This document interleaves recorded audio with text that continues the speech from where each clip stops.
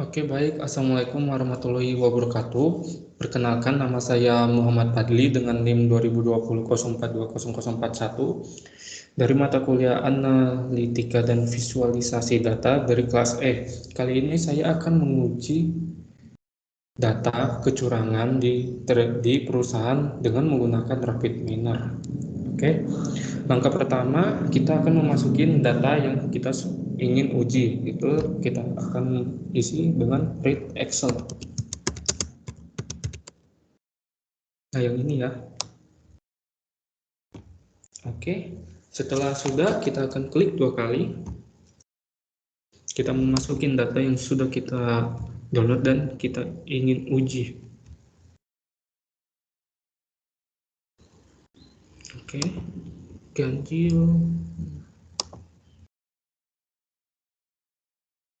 Oke, dengan labelnya itu kecurangan ya. Jadi kita harus ganti dengan binomial dan jangan lupa ditambahin dengan kata label. Kenapa ditambahin? Karena kalau kita nggak namain label akan terjadi kesalahan di decision tree. Jadi tanda seru, jadi tidak bisa di run gitu buat diuji. Jadi jangan lupa tambahin kata label di sini. Oke, perubahan asetnya real, target keuangannya real, piutang real, RPT piutang, ganti auditor itu binomial juga sama kayak label tadi. Oke, ganti direktur juga binomial ya.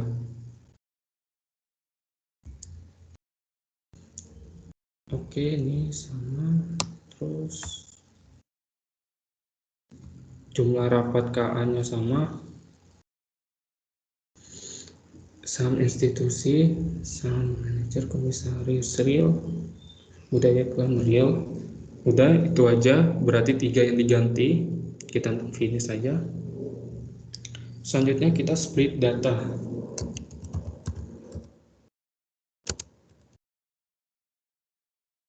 Oke. Kita klik 2 kali ya. Untuk itu kita isi dengan menambahkan 2 kolom karena data training 70%. Jadi kita isi 0.7 ya. Dan data testing itu 30%, jadi kita isi 0.3. Oke, jangan lupa di oke. Selanjutnya decision tree.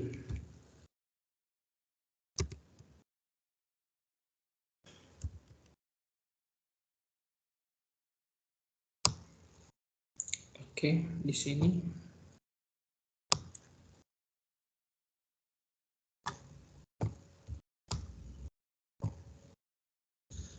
kita klik 2 kali. Karena saya menggunakan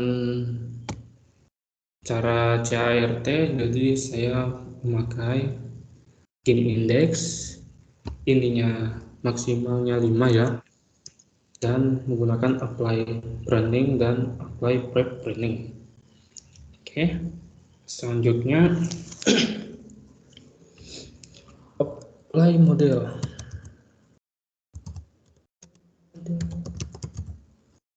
Oke, di sini ini nggak perlu diapa-apain, jadi langsung ke performance saja ya.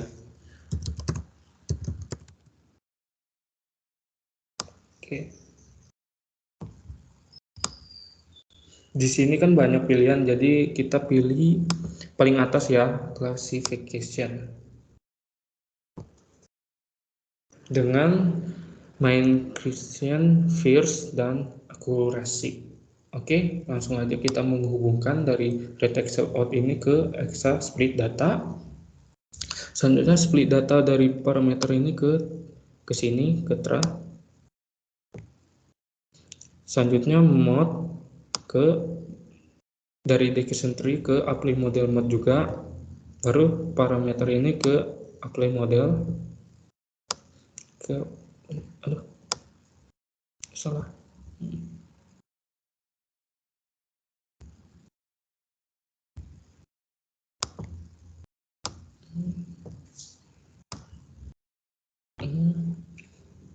Oke, bentar. Oke, ke lab ini ke performance ya. Lab juga, baru selanjutnya per ke residu. Hexa juga ke residu. Terus mode ini jangan lupa ke residu juga. Oke, langsung aja kita run.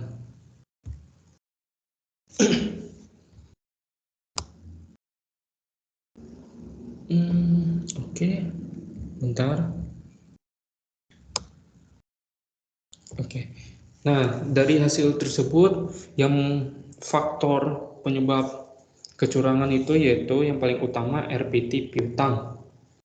Nah, jadi jika lebih besar dari 0.002 maka kita perlu memperhatikan target keuangan. Nah, jika target keuangan tersebut lebih besar dari 0.0029 kita perlu memperhatikan kembali yaitu RPT piutang.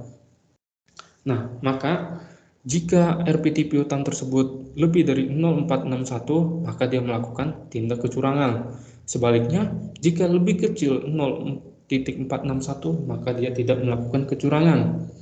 Nah, jika target keuangan itu lebih kecil dari 0,025, kita perlu memperhatikan saham institusi.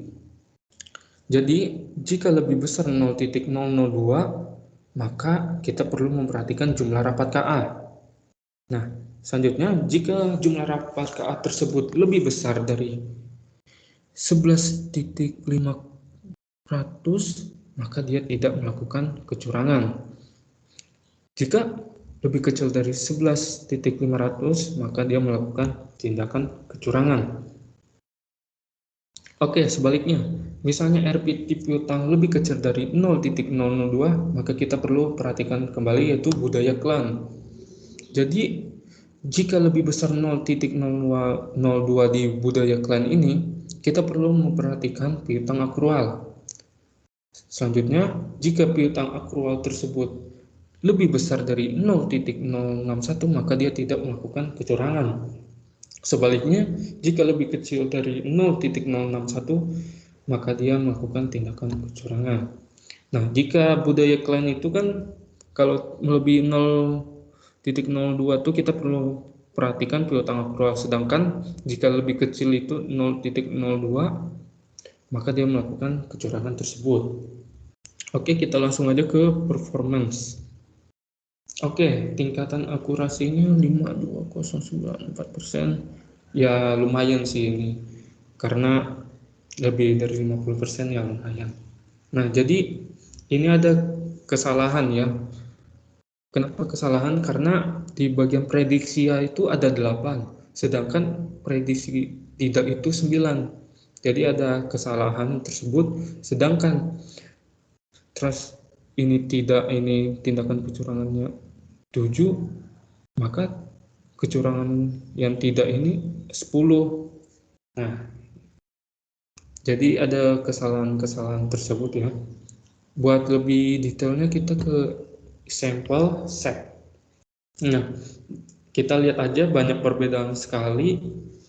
Dari nomor 1 kan kecurangan, sedangkan di prediksi itu tidak kayak nomor 2 itu lakukan kecurangan, ini tidak. Ini benar sampai 24, 25 itu banyak sekali kesalahan gitu ya. Oke, setelah itu kita akan menguji yang tidak menggunakan apply pruning dan non apply pruning. Jadi kita pusat tanda centang lagi ya. Tadi kan itu kita menggunakan apply pruning dan apply prep pruning. Sekarang kita menggunakan non apply pruning dan apply prep pruning. Apakah ada perbedaan atau tidak? Oke, kita run aja. Oke, bentar.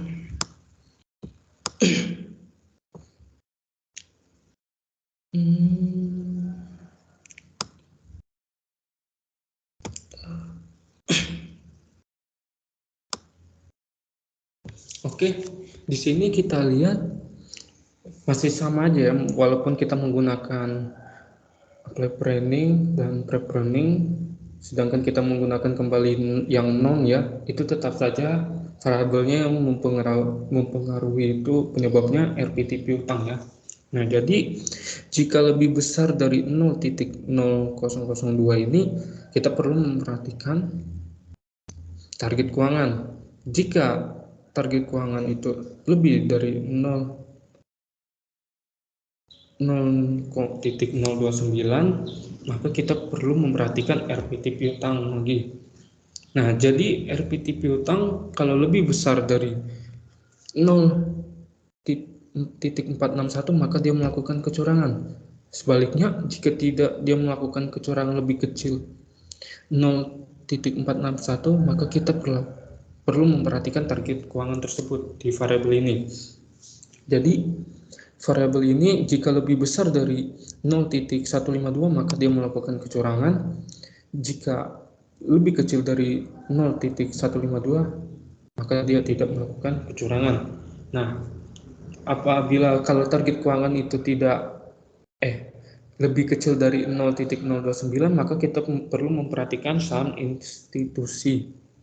Nah, jadi saham institusi ini jika lebih besar 0.002 maka kita perlu memperhatikan jumlah rapat KA. Sedangkan kalau lebih kecil dari 0.002 maka dia tidak melakukan kecurangan. Nah, kalau misalnya jumlah rapat KA lebih gede, nah itu jika di variabel ini lebih besar 11.500 ini maka dia tidak melakukan kecurangan.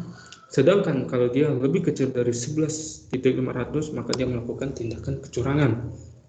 Oke, selanjutnya, nah di RPT piutang ini jika lebih kecil dari 0.002 ini kita perlu memperhatikan budaya klan.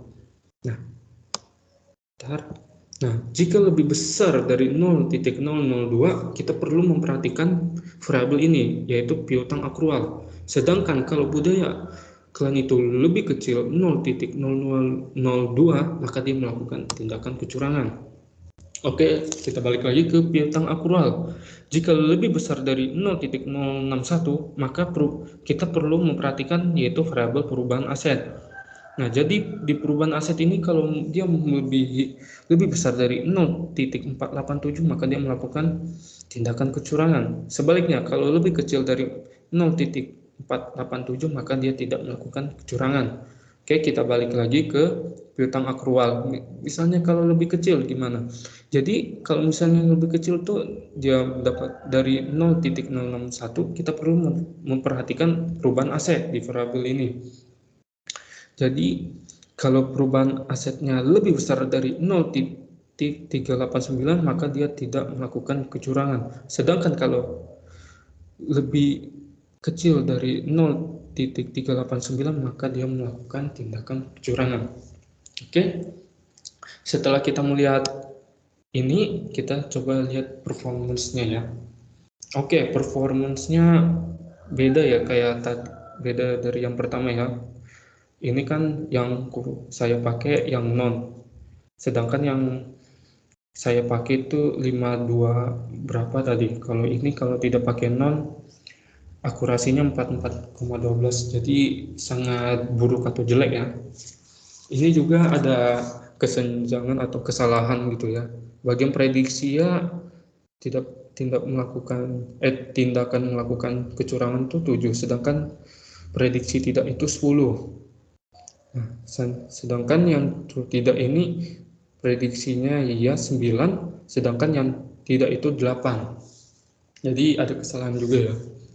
Oke, biar lebih detailnya kita lanjut ke sampel. Jadi bagian pertama nih ya hampir sama juga ya. Bagian label atau ini kecurangan nih ya, sedangkan prediksi itu tidak, dua itu ya, prediksi tidak, sama saja kayak yang pertama.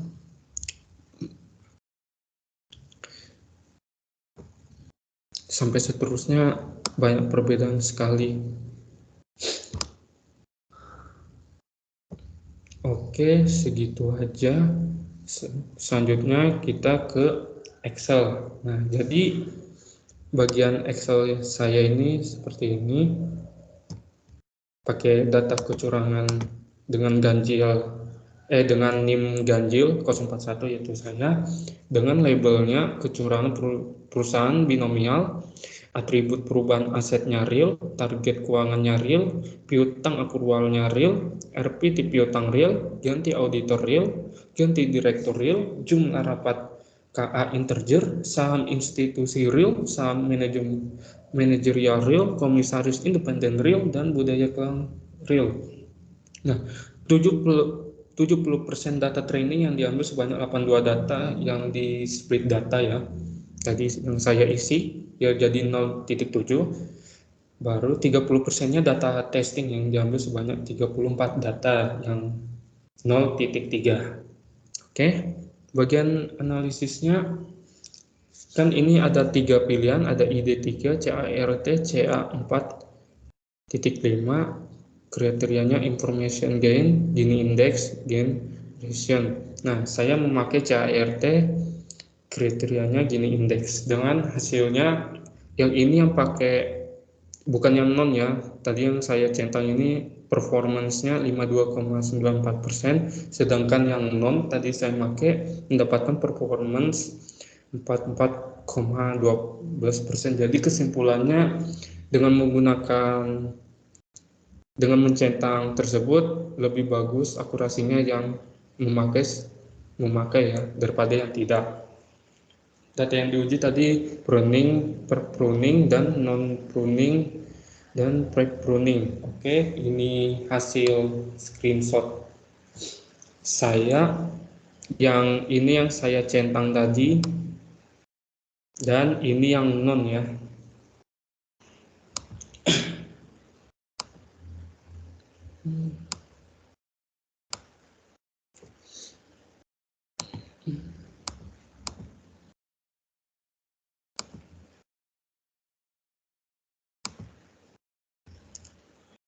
Oke, segitu aja.